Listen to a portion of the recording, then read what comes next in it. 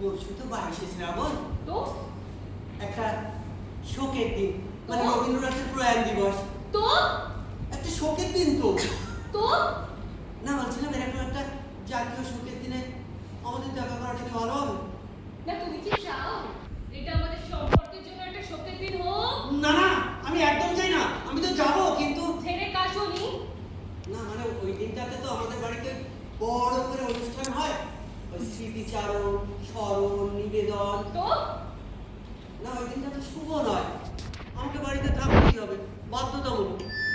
এইবারে না হয় তুমি একটু অবাধ্য হও। কিন্তু আমি জানি পরশু 22শে শ্রাবণ, আর এও জানি তোমার বাড়িতে প্রতি বছর অনুষ্ঠান হয়।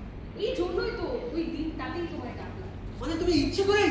হ্যাঁ, এবারে তুমি ঠিক করো শ্রাবণের কারণে তোমাদের সম্পর্কের উপরে পড়বে কিনা। আর হ্যাঁ, পরশু না হলে আর কোনোদিনই আমাদের দেখা হবে না, কেমন?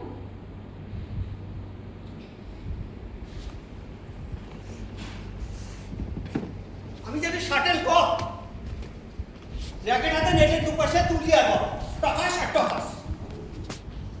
এই বিপদ থেকে আমাকে একজনই বাঁচাতে পারে, কুমু। কুমুর, এই কুমুর, কুমুর! জলদি বল, কাজ আছে। বলছিলাম, তুই যেন একটা কি সিনেমা দেখবি বলছিলিস না? আমি? হ্যাঁ, কবে? এই তো গত পরশু বললি না?